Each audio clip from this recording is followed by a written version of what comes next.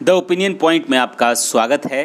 देश दुनिया की तमाम खबरों के लिए द ओपिनियन पॉइंट को सब्सक्राइब करें। हर खबर जो ज़रूरी है वो हम आपके लिए लेकर आते रहेंगे।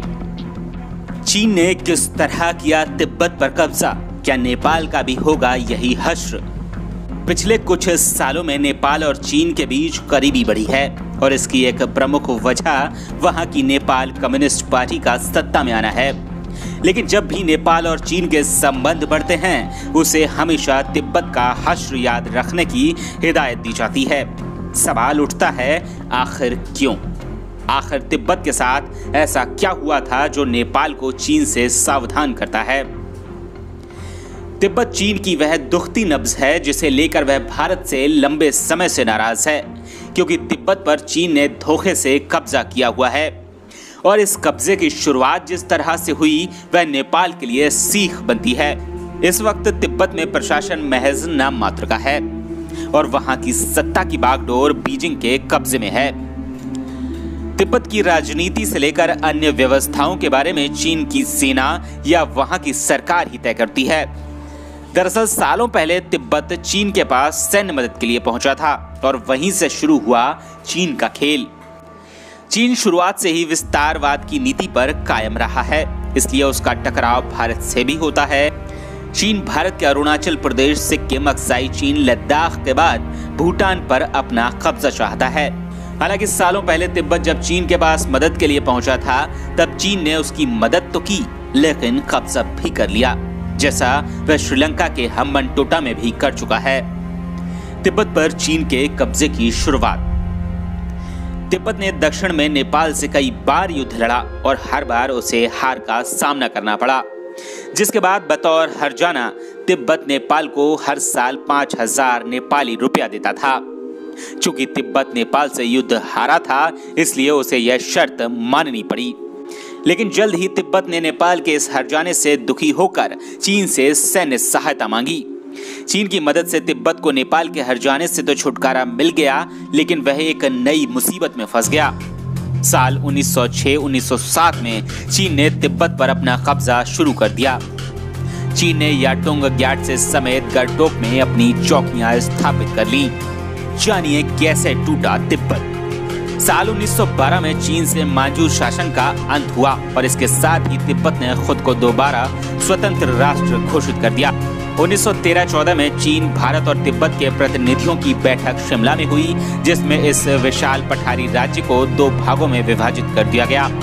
इसमें पूर्वी भाग, जिसमें वर्तमान चीन के चिंगहाई एवं सिंचुआन प्रांत हैं, उसे इनर तिब्बत कहा गया, जबकि पश्चिमी भाग, जो बौद्ध धर्मानुयायी शासक लामा के हाथ में रहा, उसे आउटर तिब्बत कहा गया। इसके कुछ वक्त बाद ही चीन ने आउटर तिब्बत पर भी कब्जा करना शुरू कर दिया।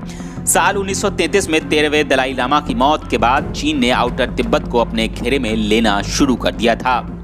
14वें दलाई लामा ने 1940 में शासन संभाला।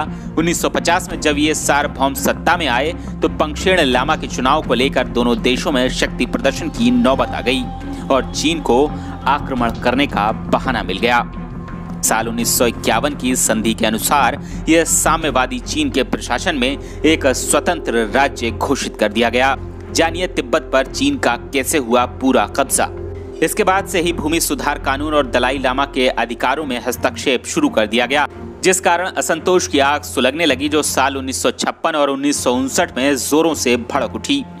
लेकिन जैसा इन दिनों हांगकांग में हो रहा है वैसा ही चीन ने उस वक्त किया। चीन ने बल प्रयोग से इस आग को दबा दिया। चीन द्वारा चलाए गए दमन चक्र से बचकर किसी प्रकार दलाई लामा नेपाल से होते हुए भारत पहुंचे। मौजूदा समय में सर्वतोभावेन चीन के अनुगत पंगशेण लामा यहाँ के नाम मात्र के प्रशासक हैं। 1912 में चीन में किंग वंश के पतन के बाद चीनी सेना तिब्बत की राजधानी लहासा से बाहर कर दी गई। 13वें दलाई लामा ने स्वतंत्रता की घोषणा की और 1950 तक तिब्बतियों ने वहां शासन किया। 1935 6 जुलाई को 14वें दलाई लामा का जन्म हुआ। नवंबर 1950 तक 14वें दलाई लामा की ताजपोशी हुई।